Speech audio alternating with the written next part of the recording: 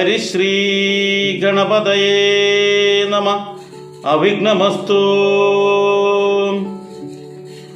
കൂജന്തം രാമ രാമേതി മധുരം മധുരാക്ഷരം ആരൂഹ്യ കവിതാശാഖ വന്ദേ വാൽമീകി കോകിലം. ആപദാമപഹർത്താരം ധാതാരം സർവസമ്പദാം ലോകാഭിരാമം ശ്രീരാമം ഭൂയോ ഭൂയോ നമാമ്യഹം. പ്രിയ കുടുംബാംഗങ്ങളെ, രാമായണ യാത്രയുടെ 29ാമത്തെ ഭാഗമാണ് നമുക്കിന്ന് മനനം ചെയ്യേണ്ടതായിട്ടുള്ളത്. 28ാം ഭാഗത്ത് നമ്മൾ പറഞ്ഞു നിർത്തിയത് ശ്രീരാമചന്ദ്രൻ അമ്മയും അച്ഛനും തമ്മിലുള്ള വിഷയം എന്തെന്നറിയാതെ മന്ത്രിയുടെ നിർദ്ദേശപ്രകാരം അച്ഛൻ വിളിക്കുന്നു എന്ന് കേട്ട് ആ കൈകേയി മാതാവിൻ്റെ അന്തഃപുരത്തിലേക്ക് എത്തിയപ്പോൾ അവിടെ തളർന്നു കിടക്കുന്ന അച്ഛനെ കാണുകയും ആ അച്ഛൻ്റെ ശരീരമെടുത്ത് മടിയിൽ വെച്ചുകൊണ്ട് കാര്യം അന്വേഷിക്കുകയും ചെയ്യുന്നു. ആ അവസരത്തിൽ ഈ ദുഃഖത്തിനെല്ലാം കാരണം നീ തന്നെയാണ് എന്ന് കൈകേയി മാതാവ് പറയുന്നിടത്താണ് നമ്മൾ നിർത്തിയിട്ടുള്ളത്. അപ്പോൾ അത് എന്താണ്, ഇങ്ങനെ 2 വരമുണ്ട് എന്നൊക്കെ പറഞ്ഞു. അപ്പോൾ ഇവിടെ അച്ഛൻ്റെ കർത്തവ്യം നിർവഹിക്കാൻ മൂത്ത പുത്രനായ നിനക്ക് ഉത്തരവാദിത്തമുണ്ട് എന്നുള്ള രീതിയിൽ കൈകേയി പറഞ്ഞു വെക്കുമ്പോൾ അവിടെ ശ്രീരാമചന്ദ്രൻ കൊടുക്കുന്ന മറുപടിയോടുകൂടിയാണ് നമുക്ക് ഇന്ന് ആരംഭിക്കേണ്ടത്. തുടങ്ങാം അല്ലേ? എത്രയും ഏറ്റം വ്യതിധനായി ചൊല്ലിനാൻ ഇത്രയെല്ലാം പറയണമോ മാതാവേ, താഥാർത്ഥമായിട്ടു ജീവനെ തന്നെയും മാതാവു തന്നെയും സീതയെ തന്നെയും ഞാനുപേക്ഷിപ്പാനതിനില്ല സംശയം. മനസ്സേ ഖേദമതിനില്ലെനിക്കേതും രാജ്യമെന്നാകിലും താതൻ നിയോഗിക്കിൽ ത്യാജ്യമെന്നാലെന്നറിക നീ മാതാവേ. ലക്ഷ്മണൻ തന്നെ ത്യജിക്കുന്നു ചൊൽകിലും തൽക്ഷണം ഞാൻ ഉപേക്ഷിപ്പേനറിക നീ. പാവകൻ തങ്കൽ പതിക്കേണമെങ്കിലും ഏവം വിഷം കുടിക്കേണമെന്നാകിലും താതൻ നിയോഗിക്കിലേതുമേ സംശയം. ചേതസീ ചെറ്റില്ലെനിക്കെന്നറിക നീ. താതകാര്യമനാപ്നാപ്തമെന്നാകിലും മോദേന ചെയ്യുന്ന നന്ദനനുത്തമൻ. പിത്രാനിയുക്തനായിട്ടു ചെയ്യുന്നവൻ മധ്യമനായുള്ള പുത്രൻ അറിഞ്ഞാലും. ഉക്തമെന്നാകിലും ഇക്കാര്യമെന്നാലേ കർത്തവ്യമല്ലെന്നു വച്ചടങ്ങുന്നവൻ. പിത്രോർമലമെന്നു ചൊല്ലുന്നു സജ്ജനം ഇത്തമെല്ലാം പരിജ്ഞാതം മയാധുനാ. ആകയാൽ താത നിയോഗം അനുഷ്ഠിപ്പാൻ ആകുലമേതും എനിക്കില്ല നിർണയം. സത്യം കരോമ്യഹം സത്യം കരോമ്യഹം സത്യം അയോക്തം അറിയിച്ചു 2 വരാം. രാമപ്രതിജ്ഞ കേട്ടോരു കൈകേയും രാമനോടാശു ചൊല്ലിടിനാളാദരാൽ. ഇവിടെ രാമനെ കൊണ്ട് സത്യം ചെയ്യിക്കാനുള്ള നീക്കമായിരുന്നു ഇവിടെ കൈകേയി ചെയ്തത്. കാരണം പുത്രധർമ്മത്തെ ഓർപ്പിക്കുകയും അതോടൊപ്പം തൻ്റെ അച്ഛൻ ആശയക്കുഴപ്പത്തിൽപ്പെട്ടിരിക്കുകയാണ്. ആ ആശയക്കുഴപ്പത്തിൽപ്പെടുന്ന അവസരത്തിൽ ആ ആശയക്കുഴപ്പത്തിൽ നിന്ന് രക്ഷിക്കേണ്ടത് പുത്രന്റെ കടമയാണെന്നും അച്ഛനെ എല്ലാ തരത്തിലും സംരക്ഷിക്കേണ്ടത് പുത്രനാണെന്നും അതിൽ മൂത്ത പുത്രന് പ്രത്യേക പ്രാധാന്യമുണ്ടും എന്നുള്ള ഒരു ഓർമ്മിപ്പിക്കൽ. എന്തിനാ? ശ്രീരാമനോട് ഇത്തരം ഒരു സത്യപ്രതിജ്ഞ ചെയ്ത് വാങ്ങണം, അതിനു വേണ്ടിയാണ്. അപ്പോൾ ആ അവസരത്തിലാണ് ശ്രീരാമചന്ദ്രൻ പറയുന്നത് എന്താണ്? അച്ഛന് വേണ്ടി അച്ഛൻ പറയുകയാണെങ്കിൽ എന്തു വേണമെങ്കിലും ഞാൻ ഉപേക്ഷിക്കാൻ തയ്യാറാണ്. അതിനു വേണ്ടിയിൽ എൻ്റെ അമ്മയെ തന്നെ വേണ്ട, എൻ്റെ ജീവനെ തന്നെ, ഇനി അല്ല സീതയെ ഉപേക്ഷിക്കാൻ പറയുന്നുണ്ടോ, സീതയെ തന്നെ ഞാൻ ഉപേക്ഷിക്കും, യാതൊരു സംശയവുമില്ല എന്നാണ് പറയുന്നത്. ഇനി അച്ഛൻ പറയുകയാണെങ്കിൽ ഈ രാജ്യം ഞാൻ ഉപേക്ഷിച്ചിട്ട് ഇവിടുന്ന് പോയിക്കൊള്ളാം, എൻ്റെ സന്തത സഹചാരിയായിട്ടുള്ള ലക്ഷ്മണനെ ഉപേക്ഷിക്കണോ, ഞാൻ ഉപേക്ഷിച്ചോളാം. അഗ്നിയിൽ പ്രവേശിക്കണോ, അതുമല്ല ഞാൻ വിഷം കുടിക്കണോ, എന്താണോ പറയുന്നത് അതെല്ലാം ഞാൻ ചെയ്യാൻ തയ്യാറാണ് എന്നാണ് പറയുന്നത്. അതുകൊണ്ട് അച്ഛൻ്റെ കാര്യം ഞാൻ നിറവേറ്റാൻ തയ്യാറാണ്. അത് എന്താണെന്ന് പറയുക വേണ്ടു, ഞാൻ അതിന് പറ്റിയ മകൻ തന്നെയാണ്, അതിൽ യാതൊരു സംശയവും വേണ്ട എന്നാണ് പറയുന്നത്. എന്നിട്ട് എന്താ പറയുന്നത്? പറയുകയാണ്, ഞാൻ ഇവിടെ സത്യപ്രതിജ്ഞ ചെയ്യുകയാണ്, അച്ഛൻ പറയുന്ന ഏതു കാര്യവും അച്ഛന് വേണ്ടി ഞാൻ ചെയ്യാൻ തയ്യാറാണ് എന്ന വിധത്തിൽ ഇവിടുന്ന് സത്യം ചെയ്ത് പറയുന്നു. സത്യം കരോമ്യഹം സത്യം കരോമ്യഹം സത്യം അയോക്തം മറിച്ചു രണ്ടായി വരാം. അപ്പോൾ ഈ സത്യം ചെയ്തു കഴിഞ്ഞാൽ യാതൊരു തരത്തിലുള്ള മാറ്റവുമില്ല, അത് ഞാൻ 100% പാലിക്കും എന്നാണ് ഇവിടെ പറയുന്നത്. ഉടനെ കൈകേയി തൻ്റെ ആവശ്യം അങ്ങോട്ട് ഉന്നയിക്കുകയാണ്. എന്താണ് അച്ഛനോട് ഞാൻ ചോദിച്ചിട്ടുള്ളതെന്ന് അത് ഇതുവരെ പറഞ്ഞിട്ടില്ലല്ലോ, അതാണ് പറയുന്നത്. താതൻ നിനക്കഭിഷേകാർത്ഥമായുടൻ ആദരാൽ സംഭരിച്ചൊരു സംഭാരങ്ങൾ കൊണ്ടഭിഷേകം ഭരതനു ചെയ്യണം. 2ാം വരം പിന്നെയൊന്നുണ്ടു വേണ്ടുന്നു. നീ 14 സംവത്സരം കാനനെ താപസവേഷേണ വാഴുകയും വേണം. നിന്നോടതു നിയോഗിപ്പാൻ മടിയുണ്ട്, മന്നവൻ നിന്നതു ദുഃഖമാകുന്നതും. കേട്ടല്ലോ, നീ എന്ത് ചെയ്യണം? ഇവിടെ നിനക്ക് രാജ്യം തരാൻ വേണ്ടിയിട്ട്, അല്ലെങ്കിൽ നിന്നെ ഇവിടുത്തെ രാജാവായി വാഴിക്കാൻ വേണ്ടിയിട്ട് ഇവിടെ അച്ഛൻ ഒരുപാട് സംഭാരങ്ങളൊക്കെ ഉണ്ടാക്കിയിട്ടുണ്ട്, അല്ലെങ്കിൽ ഒരുപാട് സാധന സാമഗ്രികളൊക്കെ തയ്യാറാക്കിയിട്ടുണ്ട്. എല്ലാം വേണ്ടുന്ന സംവിധാനങ്ങളൊക്കെ തയ്യാറാക്കിയിട്ടുണ്ട്. ഇനി അഭിഷേകം മാത്രം നടത്തേണ്ടുള്ളൂ. അതെന്ത് വേണം? ഭരതന് ചെയ്യാം. നീ രാജാവ് ആവാതിരിക്കുക, പകരം ഭരതനെ രാജാവാക്കുക. അതാണ് എൻ്റെ പ്രധാനമായിട്ടുള്ളൊരു കാര്യം. സാധനങ്ങളെല്ലാം ഇവിടെ ഉണ്ട്, ഇനി അതിനുവേണ്ടി ഓർഡർ കൊടുക്കൊന്നും വേണ്ട, എല്ലാം ഇവിടെ തയ്യാറാണ്. പിന്നെ വേറൊന്നും കൂടിയുണ്ട്. എന്താണ്? നീ 14 വർഷം താപസ വേഷം ധരിച്ച് അങ്ങ് വനത്തിലേക്ക് പോകണം. ഇത് ഞാൻ അച്ഛനോട് ആവശ്യപ്പെട്ടു. അച്ഛൻ നിന്നോട് പറയാൻ മടിച്ചിട്ടാണ് ഇതിങ്ങനെ ദുഃഖം ഉള്ളത് എന്ന കാര്യം തുറന്നങ്ങ് പറഞ്ഞു. ഇതെന്തിനാ 14 വർഷം വനത്തിലേക്ക് പോകുന്നറിയോ? അതിനും പിന്നിൽ വേറൊരു കാര്യമുണ്ട്. കാരണം ഈ 14 വർഷം വനത്തിലേക്ക് പോയി കഴിഞ്ഞാൽ ഈ 14 വർഷം കൊണ്ട് ശ്രീരാമനെ എല്ലാവരും അങ്ങോട്ട് മറക്കും. എന്ന് വെച്ചാൽ ശരിക്കും പറഞ്ഞാൽ 12 വർഷം കഴിഞ്ഞാൽ ഒരാൾ മരിച്ചതായി കണക്കാക്കുന്നവർ വീടുമായിട്ട് യാതൊരു ബന്ധമില്ലാത്ത രീതിയിൽ. പണ്ട് കാലങ്ങളിൽ അത് 14 വർഷമായിരുന്നു. ഒരു മകൻ ഇറങ്ങിപ്പോയി 14 വർഷമായിട്ട് തിരിച്ചു വന്നിട്ടില്ലെങ്കിൽ ആ മകൻ മരിച്ചതായി കണക്കാക്കി അദ്ദേഹത്തിൻ്റെ സ്വത്തുക്കൾ മുഴുവൻ തന്നെ മറ്റുള്ളവർക്ക് ഓഹരി വെച്ച് കൊടുക്കാം നിയമ. അങ്ങനെ ഒരാൾ ജീവിച്ചിരിപ്പില്ല എന്ന് ഇതാക്കിയിട്ട് അത് പണ്ട് കാലങ്ങളിലും ഉള്ളൊരു ഒരു ആചാരമായിരുന്നു. അവരായിട്ട് ഇനി ഇവരെ അന്വേഷിക്കേണ്ടതില്ല എന്നുള്ളതാണ്. അപ്പോൾ ഈ 14 വർഷം ഈ ഇവിടെ നിന്ന് വിട്ടുപോയി കഴിഞ്ഞാൽ പിന്നീട് തിരിച്ചു വന്നാൽ രാജ്യം കൊടുക്കേണ്ട ആവശ്യമില്ല.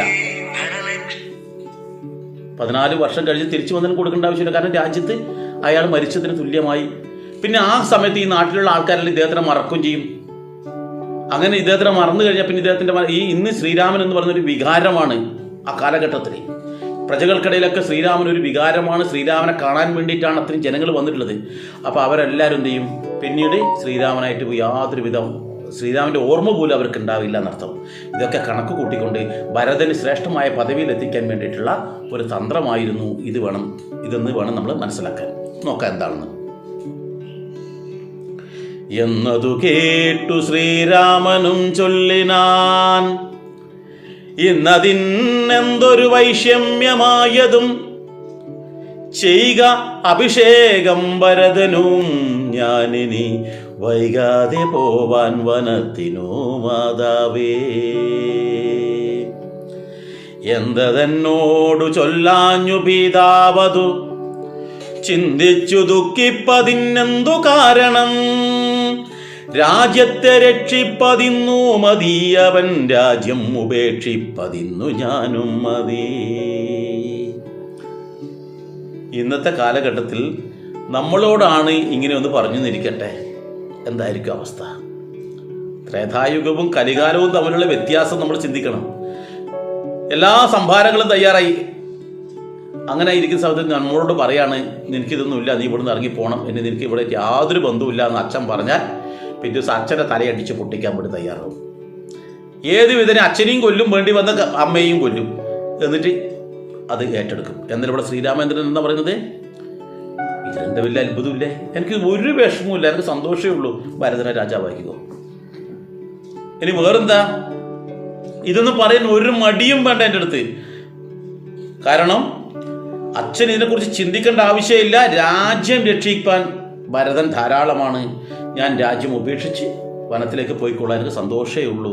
അച്ഛൻ്റെ ആഗ്രഹമാണ് ഏറ്റവും പ്രധാനം. ഇന്ന് അച്ഛൻ്റെയോ അമ്മയുടെയോ ആഗ്രഹമല്ല പ്രധാനം. ഇന്ന് അച്ഛനെയോ അമ്മയോയുടെ വാക്ക് പോലും കേൾക്കുന്ന പോലും അസഹ്യമാണ്.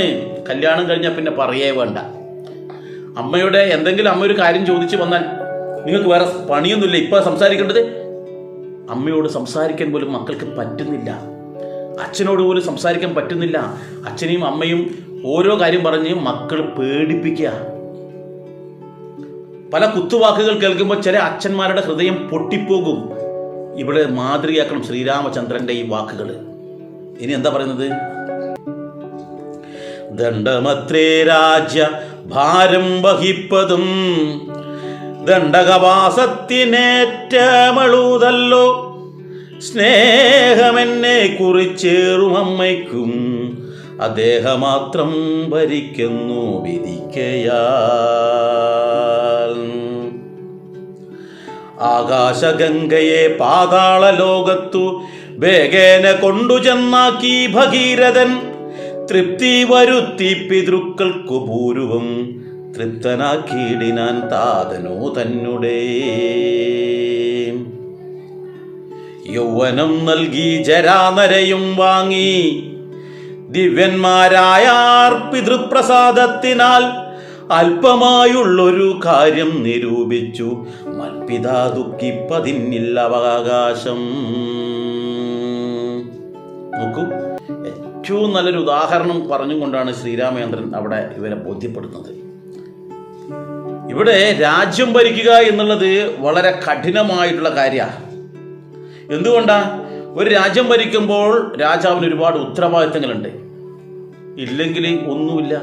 രാജാവ് എന്തെങ്കിലും ന്യൂനതയുണ്ടെങ്കിൽ അത് പ്രജകളെ മുഴുവൻ ബാധിക്കുക, രാജ്യത്തിന് മുഴുവൻ നാണക്കേടാണ്. രാജാവ് 100% സത്യസന്ധനായിരിക്കണം, മാതൃകാ പുരുഷനായിരിക്കണം. അപ്പോൾ രാജ്യം ഭരിക്കുന്നത് അതിനേക്കാളും എളുപ്പം എന്താണ്? കാട്ടിലേക്ക് പോകുന്ന ഒരു ടെൻഷനുമില്ല, ഒരു ബുദ്ധിമുട്ടുമില്ല, രാജ്യത്തിന് ഒരു കാര്യങ്ങളും ചിന്തിക്കേണ്ട ആവശ്യമില്ല. അപ്പോൾ ഏറ്റവും സന്തോഷം എന്താണ്? ഈ തരത്തിൽ അങ്ങോട്ട് പോകുന്നതാണ് എന്നർത്ഥം. ആകാശഗംഗയെ പാതാള ലോകത്തു വേഗേന കൊണ്ടു ചെന്നാക്കി ഭഗീരഥൻ. എന്തിനാ ഭഗീരഥൻ ആകാശഗംഗയെ കൊണ്ടുവന്നത്? വളരെ വളരെ ശ്രേഷ്ഠമായി ഏറ്റി ഭഗീരഥ പ്രയത്നം എന്ന് പറയുന്നില്ലേ? ശ്രീരാമന്റെ മുതുമുത്തച്ഛനായിട്ടുള്ള ഒരാളാണ് ഭഗീരഥൻ എന്ന് പറയുന്നത്. ആ ഭഗീരഥൻ, അദ്ദേഹത്തിൻ്റെ അച്ഛൻ, അവരുടെ അച്ഛൻ ഇങ്ങനെ മുതുമുത്തച്ഛനായിട്ടുള്ള ഒരു രാജകുമാരന്മാരെ കുറേ ആൾക്കാരെ ഒരു മഹർഷി ശപിച്ച് ഭസ്മമാക്കിയിട്ടുണ്ടായിരുന്നു. അത് വേറൊരു കഥയാണ്. ആ കഥ ഞാൻ ഇവിടത്തേക്ക് ഓടിച്ചു പോയി കഴിഞ്ഞാൽ നമ്മുടെ കഥ അങ്ങോട്ട് നീണ്ടുപോകും. അപ്പോൾ ആ ഭസ്മമാക്കിയപ്പോൾ അവർക്ക് എന്ത് വേണം? മോക്ഷം കിട്ടണമെങ്കിൽ ഈ ചിതാഭസ്മം ഗംഗയിൽ ഒഴുക്കണം. അപ്പോൾ ഗംഗ നമ്മൾക്ക് ഇന്ന് കാണും പോലെ ഭൂമിയിലില്ല. ഗംഗാദേവി അങ്ങ് സ്വർഗത്തിൽ മാത്രമാണെന്ന് പറയുന്നത്. സ്വർഗം എന്ന് പറഞ്ഞാൽ ശ്രേഷ്ഠമായ സ്ഥലത്ത് മാത്രമേ ഒഴുകൂ. അപ്പോൾ ആ ഗംഗയിൽ ഒഴുക്കണം ഇത്. അപ്പോൾ അതിന് വേണ്ടിയിട്ട് ഈ പറയുന്ന രാജാക്കന്മാരുടെ മക്കളും അവരുടെ മക്കളൊക്കെ തപസ് ചെയ്തിട്ട് ചെയ്യാൻ നോക്കിയിട്ടും അത് വിജയിച്ചിട്ടില്ല. കാരണം ഗംഗയെ കൊണ്ടുവരാൻ സാധിച്ചില്ല. അപ്പോൾ ഭഗീരഥൻ തീരുമാനിച്ചു, ഞാൻ എന്തായാലും എൻ്റെ പൂർവികർക്ക് മോക്ഷം ഉണ്ടാക്കി കൊടുക്കും. മോക്ഷം വെച്ചാൽ അവർക്ക് ശ്രേഷ്ഠമായിട്ട് പുനർജന്മം പോലും കിട്ടിയിട്ടില്ല. അങ്ങനെ കിട്ടണമെങ്കിൽ എന്ത് വേണം? ഈ ചിതാഭസ്മം ഗംഗയിൽ ഒഴുക്കണം. അവർ ഒരു ശാപം നിമിത്തം അങ്ങനെ ആയിത്തീർന്നതാ. അപ്പോൾ അതിന് വേണ്ടിയിട്ട് എന്തായി? ഇവർ ഭഗീരഥൻ കഠിനമായ തപസ്സു ചെയ്തു. അതിന് മുൻഭാഗത്തെ കഥകളൊന്നും ഞാൻ പറയുന്നില്ല.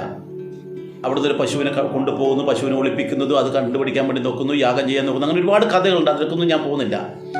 ഏതായാലും ഭഗീരഥൻ തപസ്സു ചെയ്തു, ഗംഗാദേവിയെ പ്രത്യക്ഷപ്പെടുത്തി. അപ്പോൾ ഗംഗാദേവി പറഞ്ഞെന്താ അറിയാം, ഞാൻ താഴേക്ക് പതിക്കുമ്പോൾ, കാരണം ആകാശഗംഗവും കുത്തനെ താഴേക്ക് പതിക്കുമ്പോൾ ചിലപ്പം ജലരാശിയിൽ ഭൂമി പോലും ഒലിച്ചു പോകും, അത്ര പവറാ, അത്രയും ശക്തിയോടുകൂടി ഗംഗ താഴേക്ക് വീഴുക, മുകളിൽ നിന്ന് വീഴുമ്പോൾ ശക്തി കൂടും. അപ്പോൾ എൻ്റെ ശക്തിയെ താങ്ങി നിർത്താൻ പറ്റിയ ആരെങ്കിലും ഒരാളുണ്ടെങ്കിൽ ഞാൻ വരാം. തപസ് ചെയ്തു, ഓക്കെ. അപ്പോൾ അതിന് പറ്റിയ ഒരാളായ ആരെയില്ലേ? ആലോചിച്ച് നോക്കിയപ്പോൾ അതിനുള്ളത് ഈ പ്രപഞ്ചത്തിൽ എല്ലാവരുടെ ദുഃഖത്തിൽ തത്സമയം ഓടിയെത്തുന്ന ആ മൃത്യുഞ്ജനായിട്ടുള്ള ശിവഭഗവാനെ പ്രാർത്ഥിക്കാൻ തീരുമാനിച്ചു. ശിവനെയും തപസ് ചെയ്തു കുറേ കാലം, അനവധി വർഷക്കാലം തപസ് ചെയ്തു. ശിവൻ പ്രത്യക്ഷപ്പെട്ടു. ശിവൻ പറഞ്ഞു, ശരി ഭഗീരഥ, നിൻ്റെ ആഗ്രഹം അങ്ങനെയാണെങ്കിൽ ഞാൻ അതിന് തയ്യാറായിക്കൊള്ളാം, ഗംഗയോട് താഴേക്ക് വരാൻ പറയുന്നു. ഉടൻ തന്നെ ഗംഗാദേവിയെ വീണ്ടും വിവരം തപസ് ചെയ്തു പ്രീതിപ്പെടുത്തി ഗംഗാദേവി താഴേക്ക് വരാൻ വേണ്ടിയിട്ട് ഇതായി. അപ്പോൾ ഗംഗയ്ക്കൊരു അഹങ്കാരം ഉണ്ടായിരുന്നു. എന്താണ്? എൻ്റെ ശക്തി താങ്ങാൻ ഒരാളോ എന്നാൽ അപ്പം അത് അറിയണമല്ലോ എന്ന് വിചാരിച്ചിട്ട് അതിഗംഭീരമായ ശക്തിയോട് കൂടിയാണ് ഈ താഴേക്ക് പതിച്ചത്. അപ്പോൾ അത് ഭഗവാന്റെ ജടയിലാണ് പിടിച്ചത്. നമ്മളൊക്കെ പറയുന്നൊരു കെട്ടുകഥകളുണ്ട് കേട്ടോ, അതൊക്കെ പറയാം. അപ്പോൾ ആ ജടയിലേക്ക് ഇതങ്ങോട്ട് പിടിച്ചു. ഗംഗേനെ ഈ ജടയിലേക്ക് പിടിച്ചിട്ട് അത് മനസ്സിലായി, ഈ വീഴ്ച അത് പവർ ഉണ്ടെന്ന് മനസ്സിലാക്കിക്കൊണ്ട് ശിവഭഗവാൻ തൻ്റെ ജട കൊണ്ടായി ചുരുട്ടി കെട്ടിട്ട് ഗംഗേനെ അതിന് ഉള്ളാക്കി വെച്ചു. പുറത്തേക്ക് പോകാൻ വഴിയിലുണ്ടായി, അതിൽ കുടുങ്ങി. അഹങ്കാരിയായിട്ടുണ്ടായിരുന്ന ഗംഗ അതിൽ കുടുങ്ങിക്കിടപ്പായി. ശിവൻ ഒന്നും അറിയാത്തവരെ നിന്നു. ഇത് പുറത്തേക്ക് വന്നാലല്ലേ, ഭൂമിയിലെത്തിയാലല്ലേ എന്താവൂ അവർക്ക് ഈ പറയുന്ന മോക്ഷം കിട്ടാനോ അല്ലെങ്കിൽ അതിനുള്ള പുനർജന്മത്തിലോ കാര്യങ്ങൾ ചെയ്യാൻ പറ്റൂ. വീണ്ടും ഭഗീരഥൻ ശിവനെ തപസ് ചെയ്തു. എത്ര കാലം തപസ് ചെയ്ത് നോക്കണം. തപസ് ചെയ്തു. അവസാനം ശിവൻ പറഞ്ഞു, ശരി ഞാൻ വിടാം. ഗംഗയുടെ അഹങ്കാരം ശമിച്ചു. ഉടൻ തന്നെ ശിവഭഗവാൻ തൻ്റെ ഈ ജടയുടെ മുടിയുടെ ഒരു 3-4 ഇഴ അങ്ങോട്ട് മാറ്റി കൊടുത്തു എന്ന് പറയുന്നത്. അവിടെ നിന്നും ഗംഗ വീണ്ടും താഴേക്ക് വന്നു. അപ്പം ഞാൻ പോകുന്നതിൻ്റെ പുറകെ വരണമെന്ന് പറഞ്ഞ് അങ്ങനെ ഈ ഭൂമി, അപ്പോൾ ഹിമാലയത്തിൻ്റെ ആ ഭാഗത്ത് ശിവൻ്റെ സ്ഥലം കൈലാസല്ലേ, അവിടെ നിന്നും ഭഗീരഥൻ നടന്ന് നേരെ ഇങ്ങോട്ടേക്ക് വന്നു എന്ന് പറഞ്ഞു. അങ്ങനെ ഈ ജലരാശിയിൽ നമ്മുടെ എല്ലാ ഭൂമിയും ശുദ്ധമായി എന്ന്. ആ ജലരാശി വന്ന് ഒഴുകിച്ചേരുന്നത് എവിടെയാ? കടലില്ല. അങ്ങനെയാണ് നമ്മുടെ കേരള ഭൂമി മുഴുവൻ തന്നെ ജലരാശിയിൽ മുങ്ങിപ്പോയത്. മുമ്പ് ഇവിടെ കേരളം എന്ന് പറയുന്ന ഭൂപ്രദേശം ഉണ്ടായിരുന്നു. ആ ഭൂപ്രദേശം മുഴുവൻ തന്നെ ഈ ഭഗീരഥന്റെ തപസ് കാരണം വന്ന ഗംഗയുടെ ജലപ്രവാഹത്താൽ ആ കടലിനോട് ചേർന്ന് കിടക്കുന്ന പ്രദേശം മുഴുവൻ മുങ്ങി. അവിടെ ഉണ്ടായിരുന്ന ആൾക്കാരൊക്കെ പ്രാണരക്ഷാർത്ഥം പല വഴിക്കോടി. ഈ അവസരത്തിൽ മഹേന്ദ്രപർവ്വത്തിൽ തപസ് ചെയ്യുകയായിരുന്നു പരശുരാമൻ. അവർ പോയിട്ട് പരശുരാമനോട് പറഞ്ഞു, ഇങ്ങനെയുണ്ട് സംഭവം, അപ്പോൾ നമ്മുടെ ഭൂമി മുഴുവൻ വെള്ളത്തിലായിട്ടാണ് ഉള്ളത്, അതൊന്ന് വീണ്ടെടുത്ത് തരണമെന്ന്. അങ്ങനെയാണ് പരശുരാമൻ തൻ്റെ ദിവ്യമായ പരശു എറിഞ്ഞുകൊണ്ട് ഇത്ര കാതം ഭൂമി ആ വരുണനോട് വീണ്ടും തിരിച്ചു ചോദിച്ചിട്ട് കൊടുക്കുന്നത്. ആ അവസരത്തിൽ ഇവിടെ ഒരുപാട് ക്ഷേത്രങ്ങളൊക്കെ ഈ വെള്ളത്തിനടിയിൽ ഉണ്ടായിരുന്നു എന്നാണ് പറയുന്നത്. ആ ക്ഷേത്രങ്ങളൊക്കെ തന്നെ പരശുരാമനാണ് പുനർസൃഷ്ടിച്ചത് എന്നാണ് പറയപ്പെടുന്നത്. അതാണ് പരശുരാമനും കേരളവും തമ്മിലുള്ള ബന്ധം. മുമ്പേ കേരളം ഉണ്ട് എന്നർത്ഥം നമ്മൾ മനസ്സിലാക്കുക. അപ്പോൾ അത്രയും കഠിനമായ പ്രയത്നം ചെയ്തതിനാലാണ് ഭഗീരഥ പ്രയത്നം എന്ന് നമ്മൾ പറയുന്നത്. അപ്പോൾ ഈ ഭഗീരഥൻ ആകാശഗംഗയെ പാതാള ലോകത്ത് വേഗേന കൊണ്ടുചെന്നാക്കി ഭഗീരഥൻ എന്ന് പറഞ്ഞില്ലേ, അങ്ങനെ ആ പിതൃക്കളായ ആൾക്കാർക്ക് തൃപ്തി വരുത്തി കൊടുത്തു. വേറൊരു ഉദാഹരണം പറയാണ്. പുരു എന്ന് പറയുന്ന ഒരു രാജാവിന് ചെയ്തു കൊടുത്തത്, അദ്ദേഹത്തിന് വേണ്ടിയിട്ട് തൻ്റെ യൗവനമാണ് കൊടുത്തത്. അച്ഛന് വേണ്ടിയിട്ട് അച്ഛന് ജീവിച്ചിട്ട് കൊതി തീർന്നില്ല, വാർദ്ധക്യമായി, ജരയും നരയും ബാധിച്ചു വാർദ്ധക്യമായി. അപ്പോൾ മക്കളോട് ചോദിച്ചു. അവസാനം അതിലൊരു മകനാണ് തൻ്റെ യൗവനം മുഴുവൻ തന്നെ അച്ഛന് കൊടുത്തു. അങ്ങനെ ആ മകൻ വൃദ്ധനായി. അപ്പം അത്രയും ശ്രേഷ്ഠമായിട്ട് അച്ഛന് വേണ്ടി ഏത് കർമ്മവും ചെയ്യുന്ന ഈ സൂര്യവംശത്തിലാണ് ഞാൻ ജനിച്ചിട്ടുള്ളത്. അപ്പോൾ അങ്ങനെയുള്ള ഈ വംശത്തിൽ ജനിച്ച അച്ഛന് എന്നോട് പറയാൻ യാതൊരു ബുദ്ധിമുട്ടും വേണ്ട, ആ ഒരു കാര്യത്തിൽ അച്ഛൻ വിഷമിക്കേ വേണ്ട, അച്ഛന് വേണ്ടി ഞാൻ എന്തും ചെയ്യും, കാരണം ഞാൻ ഈ സൂര്യവംശത്തിലാണ് പിറന്നിട്ടുള്ളത് എന്ന് ശ്രീരാമചന്ദ്രൻ അവിടെ ഓർമ്മിപ്പിക്കുകയാണ് ചെയ്യുന്നത്. രാഘവവാക്യം ഏവം കേട്ടു ഭൂപതി ശോകേന നന്ദനൻ തന്നോടു ചൊല്ലിനാൻ, ശ്രീജിതനായതി കാമുകനായൊരു രാജാധമനാകുമെന്നെയും വൈകാതെ പാശേന ബന്ധിച്ചു രാജ്യം ഗ്രഹിക്ക നീ. ദോഷം നിനക്കതിനേതും അകപ്പെടാം, അല്ലായ്കൽ എന്നോടു സത്യദോഷം പറ്റും. അല്ലോ കുമാരാ ഗുണാംബുദേ രാഘവ. പൃഥ്വിപതീന്ദ്രൻ ദശരഥനും പുനരിത്തം പറഞ്ഞു കരഞ്ഞു തുടങ്ങിനാൻ. ഹാ രാമ ഹാ ജഗന്നാഥ, ഹാ ഹാ രാമ ഹാ രാമ ഹാ മമ പ്രാണവല്ലഭ. നിന്നെ പിരിഞ്ഞു പൊറുക്കുന്നതെങ്ങനെ, എന്നെ പിരിഞ്ഞു നീ ഘോരമഹാവനം തന്നിൽ ഗമിക്കുന്നതെങ്ങനെ നന്ദന. എന്നിത്തരം പല ജാതി പറകയും കണ്ണുനീരോലോല വാർത്തു കരകയും നന്നായി മുറുകെ മുറുകെ തഴുകിയും പിന്നെ ചുടുചുടെ ദീർഘമായി വീർക്കയും. ഖിന്നനായൊരു പിതാവിനെ കണ്ടുടൻ തന്നുടെ കയ്യാൽ കുളിർത്ത ജലം കൊണ്ടു കണ്ണും മുഖവും തുടച്ചു രഘുത്തമൻ.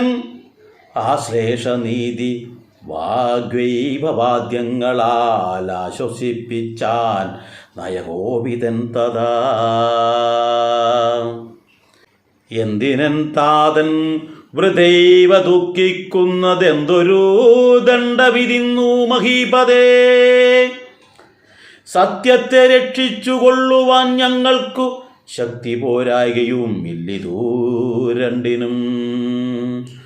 സോദരൻ നാടു ഭരിച്ചിരുന്നിടുക സാദരം ഞാനാരണ്യത്തിലും വാഴുവൻ. ഓർക്കിലീ രാജ്യഭാരം വഹിക്കുന്നതിൽ സൗഖ്യമേറും വനത്തിങ്കൽ വാണിടുവൻ. ഏതുമേ ദണ്ഡമില്ലാത കർമ്മം മമാ മാതാവെനിക്കു വിധിച്ചതു നന്നല്ലോ. മാതാവു കൗസല്യ തന്നെയും വന്നിച്ചു മൈഥിലിയോടു പറഞ്ഞിനി വൈകാതെ പോവതിനായി വരുന്നേനെന്നരുൾ ചെയ്തു. ദേവനും മാതൃഗേഹം പുക്കതു നേരം. ധാർമ്മികയാകിയ മാതാ സുസമ്മത ബ്രാഹ്മണരെ കൊണ്ടു ഹോമപൂജാദികൾ പുത്രഭ്യുദയത്തിനായി കൊണ്ടു ചെയ്യിച്ചു. വിത്തമതീവദാനങ്ങൾ ചെയ്താതരാൽ ഭക്തി കൈകൊണ്ടു ഭഗവത് പാദാംബുജം ചിത്തത്തിൽ നന്നായി ഉറപ്പിച്ചിലാകാതെ നന്നായി സമാധിയുറച്ചിരിക്കും നേരം ചെന്നൊരു പുത്രനെയും കണ്ടതില്ലല്ലോ. അന്തികേ ചെന്നു കൗസല്യയോടന്നേരം സന്തോഷമോട് സുമിത്ര ചൊല്ലിയിടിനാൾ. രാമനുപാഗതനായതു കണ്ടീലേ ഭൂമിപാലപ്രിയേ നോക്കിയിടുകെന്നപ്പോൾ വന്നിച്ചു നിൽക്കുന്ന രാമകുമാരനെ മന്ദേതരം മുറുകെ പുണർന്നിടിനാൾ. പിന്നെ മടിയിലിരുത്തി നെറുകയിൽ നന്നായി മുകുർന്നു മുകുർന്നു കുതൂഹലാൽ ഇന്ദീവരതള ശ്യാമകളെ വരം മന്ദമന്ദം തലോടി പറഞ്ഞിടിനാൾ. എന്തൻ മകനെ മുഖാംബുജം പാടുവാൻ ബന്ധമുണ്ടായതു ഭാരം വിശക്കയോ വന്നിരുന്നീടു ഭുജിപ്പതിന്നാശു നീ എന്നു മാതാവ് പറഞ്ഞോരനന്തരം.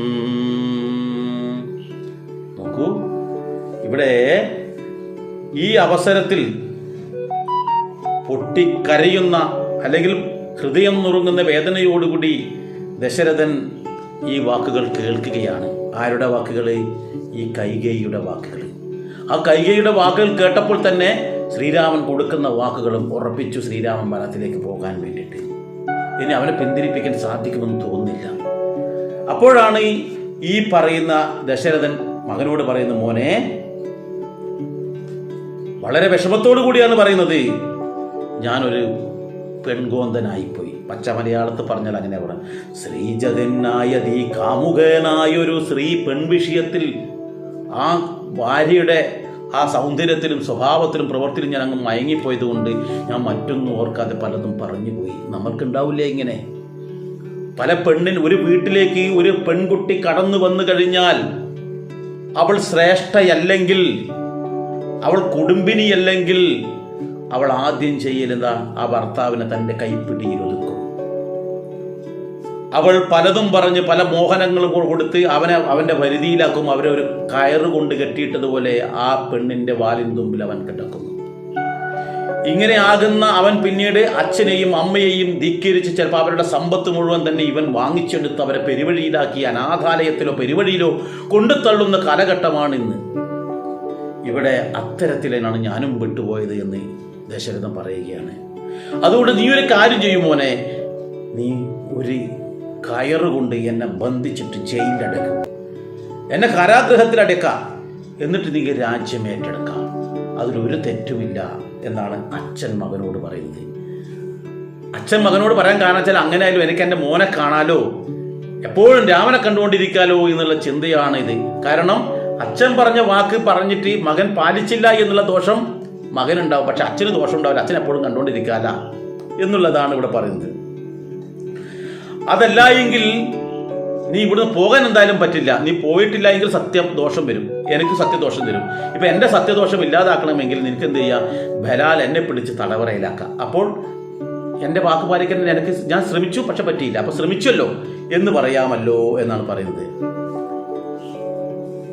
പക്ഷേ ശ്രീരാമൻ്റെ സ്വഭാവം അറിയാം. ശ്രീരാമൻ ഒരിക്കലും അങ്ങനെ ചെയ്യില്ല എന്നും അറിയാം. പക്ഷേ വേറെ ഗതിയില്ലാത്തതുകൊണ്ട് ഇങ്ങനെ പറയേണ്ടി വന്നു ദശരഥന് എന്നാണ് അർത്ഥം. അങ്ങനെ ഈ കാര്യങ്ങൾ പറഞ്ഞ് പൊട്ടിക്കരയുകയാണ് രാമ രാമ എന്ന് വിളിച്ചിട്ട്. അപ്പോൾ ആ കരയും ജഗന്നാഥ രാമ ശ്രീരാമ എന്നൊക്കെ വിളിച്ച് കരയുന്നു. നിന്നെ പിരിഞ്ഞിട്ട് ഞാൻ എങ്ങനെയാ ജീവിക്കുക ശ്രീരാമ? ഒരു നിമിഷം പോലും എനിക്ക് നിന്നെ കാണാണ്ടിരിക്കാൻ കഴിയില്ല. പിന്നല്ലേ 14 വർഷം. അപ്പോൾ നിന്നെ പിരിഞ്ഞ് എനിക്ക് ഒരിക്കലും ഒരു നിമിഷം പോലും ജീവിക്കാൻ പറ്റില്ല. അതുപോലെ നീ എന്നെ പിരിഞ്ഞിട്ട് എങ്ങനെയാണ് ഈ മഹാഘോര വനത്തിലേക്ക് പോകുന്നത്? അതും എനിക്ക് സഹിക്കാൻ പറ്റില്ല. ഇങ്ങനെ പലതും പറഞ്ഞിങ്ങനെ കരയുകയാണ്. അപ്പോൾ ശ്രീരാമചന്ദ്രൻ വേഗം ആ ശിരസ്സെടുത്ത് തൻ്റെ മടിയിലാണുള്ളത്, അവിടുന്ന് ആ കൈകളൊക്കെ തുടച്ചു കൊടുത്തു. എന്നിട്ട് ആ ചുണ്ടൊക്കെ ഇങ്ങനെ വിറക്കുന്നുണ്ട്. സങ്കടം കൊണ്ട് വിഷമം കൊണ്ട് ചുണ്ട് വിറക്കുന്നു. ശ്വാസം കിട്ടാത്ത പോലെ ആകുന്നു. ആകെ തളർന്ന് അവശനായിട്ട് പരവശം കൊണ്ട് ഇതാവുന്നത്. ഉടനെ കുറച്ച് വെള്ളം ഉള്ളം കയ്യിലെടുത്തിട്ട് ആ മുകളിലൊന്ന് തുടച്ചു. തണുത്ത ജലം കൊണ്ട് മുഖമൊക്കെ തുടച്ചു, കണ്ണും മുഖവും ഒക്കെ തുടച്ചു ശ്രീരാമചന്ദ്രൻ. എന്നിട്ട് അച്ഛനെ കെട്ടിപ്പിടിച്ചു, ആശ്വസിപ്പിച്ചു. അച്ഛനൊന്നുകൊണ്ടും വിഷമിക്കേണ്ടതില്ല. അച്ഛന് വേണ്ടുന്നത് ഒരു ബുദ്ധിമുട്ടും അച്ഛനുണ്ടാകില്ല. കാരണം ഇത് എനിക്ക് വിധിച്ചിട്ടുള്ളതാണ്. അതുകൊണ്ട് തന്നെ അച്ഛൻ്റെ വാക്ക് പാലിക്കാൻ ഞാൻ സന്തോഷത്തോടു കൂടി വനത്തിലേക്ക് പോവുകയാണ്. അതിനുള്ള ശക്തി ഉണ്ടാവാൻ വേണ്ടിയിട്ടാണ് പ്രാർത്ഥിക്കേണ്ടത് എന്നാണ് പറയുന്നത്. എൻ്റെ സഹോദരൻ നാട് ഭരിച്ചോട്ടെ, എനിക്ക് വനത്തിലേക്ക് പോകുന്നതിൽ സന്തോഷം മാത്രമേ ഉള്ളൂ എന്നൊക്കെ പറഞ്ഞ് അവിടുന്ന് ഞാൻ എത്രയും പെട്ടെന്ന് ഇവിടുന്ന് പോവുകയാണ് എന്നൊക്കെ പറയുകയാണ് ശ്രീരാമചന്ദ്രൻ ചെയ്യുന്നത്. ഇനി ഞാൻ നേരെ യാത്ര ചോദിക്കാൻ വേണ്ടി എൻ്റെ അമ്മയുടെ അടുത്ത് പോകട്ടെ, കൗസല്യ മാതാവിൻ്റെ അടുത്ത് പോകട്ടെ.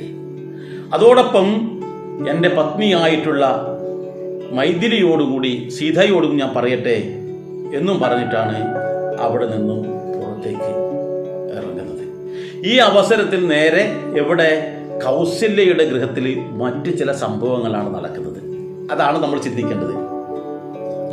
തൻ്റെ ധർമ്മിഷ്ഠനായ മകന് വേണ്ടിയിട്ട് ഒരുപാട് പൂജകളും കാര്യങ്ങളും ചെയ്യിക്കുകയാണ്. എന്തിനാ? പട്ടാഭിഷേകം നടക്കാൻ പോവാണ്, യുവരാജാവ് ആവാൻ പോവാണ്. അപ്പോൾ യുവരാജാവ് ആകുമ്പോൾ എന്ത് വേണം? അതിന് വേണ്ടുന്ന പൂജാതി കർമ്മങ്ങളൊക്കെ ചെയ്യേണ്ടതുണ്ട്.